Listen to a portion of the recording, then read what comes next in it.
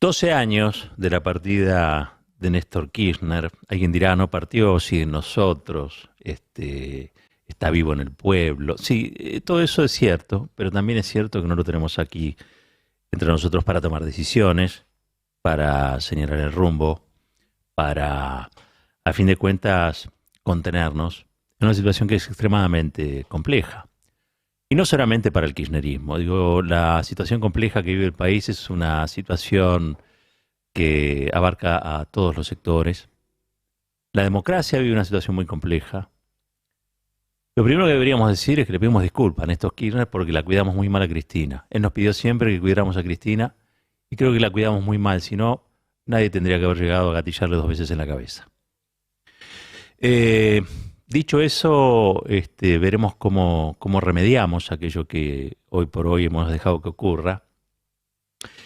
Y recordar a ese flaco, que fue un flaco inmenso, entre otras cosas porque estaba y aparece e irrumpe en la escena pública para decirnos que había otro país era posible, ¿no? Para recuperar muchas cosas, para recuperar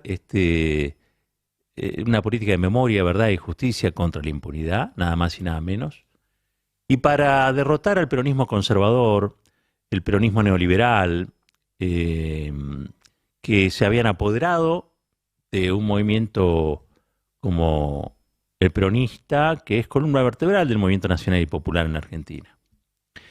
Pero que cuando las expresiones conservadoras o las expresiones de derecha de este movimiento hegemonizan un proceso, un tranco histórico, muchas veces lo convierten en un problema.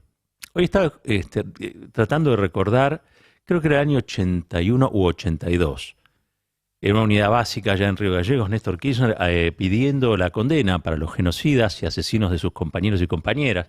Se refería a Videla, Macera y Agosti. Es un video que anda dando vueltas por ahí, muy fuerte, y, y lo quería traer acá porque lo que se ha instalado es que el peronismo quería una autoamnistía, que los peronistas convalidaban la impunidad. Néstor Kirchner, el peronista Néstor Kirchner, fue el que más hizo por derrotar esa impunidad y por juzgar a los criminales que cometieron las tropelías del terrorismo de Estado. Y me parece que eso no está suficientemente reconocido. En materia económica se rescata un Néstor fiscalista, y Néstor claramente era un fiscalista, entre otras cosas porque entendía que hay una zona de la economía que es matemática, pero que fundamentalmente la economía es política.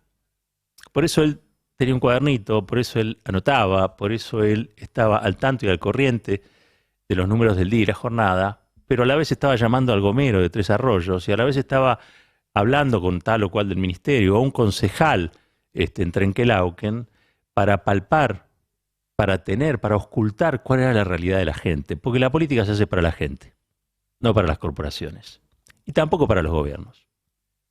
Y yo quería reivindicar a ese Néstor Kirchner hoy después de 12 años, después de haberle pedido disculpas ya por no cuidar a Cristina lo suficiente, recordar a un tipo que, ¿saben qué hizo? Agarró la historia en sus manos. A algunos la historia les quema. A algunos en la historia, cuando vienen y la historia lo interpela, sale corriendo. A algunos le dan la historia y se equivoca, porque no todos estamos y no todos tenemos el talento para acertar siempre. Pero entre aquellos que reciben en sus manos la historia y salen corriendo o lo hacen todo mal, Néstor no solamente la aceptó, sino que acertó en todas las decisiones que fue tomando para reconstruir la autoridad de la política en un país donde la política no valía absolutamente nada. Y lejos de los cantos de sirena de las corporaciones, lejos de los cantos de sirena del propio peronismo, hoy vimos un pedacito del discurso de Néstor en la ESMA. Ese acto, los gobernadores del peronismo no querían que se hiciera. Asemejaban la prosecución de los juicios, la derogación de las leyes de impunidad, de evidencia de vida y punto final, con la venganza. Miren qué corrido a la derecha estaba el país, qué corrido a la derecha estaba el peronismo. Entre ellos Felipe Solá, De la Sota. Y Néstor dijo, hay que superar esto. Esto es un trauma. Es un trauma social, pero también es un trauma político.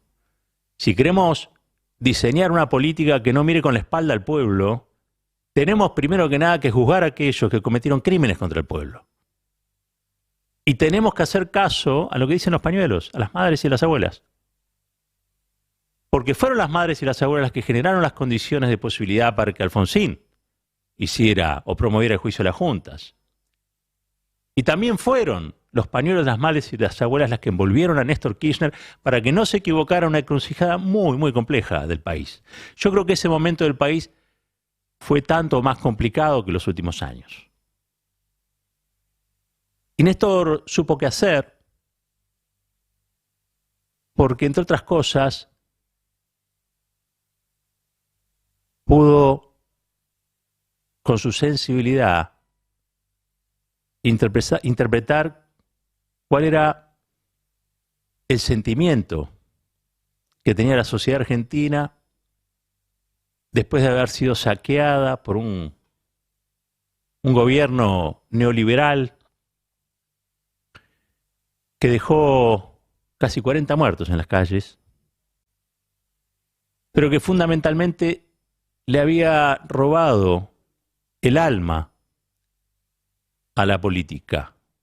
Néstor le devuelve el alma a la política, del mismo modo que le devuelve al peronismo sus 3 banderas históricas. El peronismo era muchas cosas. Podía ser neoliberal, podía ser menemista, podía ser de la sotista. El peronismo podía ser cualquier cosa. Y Néstor dijo, no, cualquier cosa no es. El peronismo tiene que ser la columna vertebral del movimiento nacional, popular y democrático. Y el peronismo es esencialmente 3 banderas: justicia social, independencia económica, soberanía política. Y una cosa muy importante, tanto o más importante que la bajada del cuadro de Videla allí en el Colegio Militar.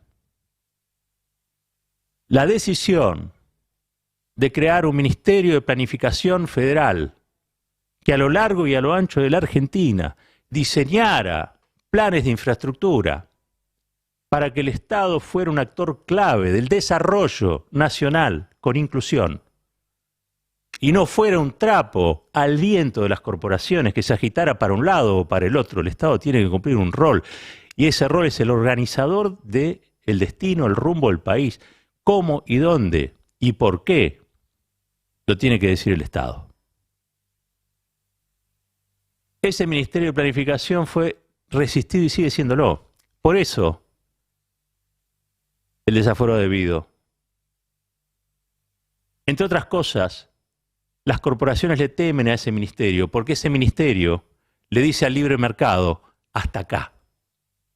Porque acá es el Estado el que decide dónde, cómo y cuándo.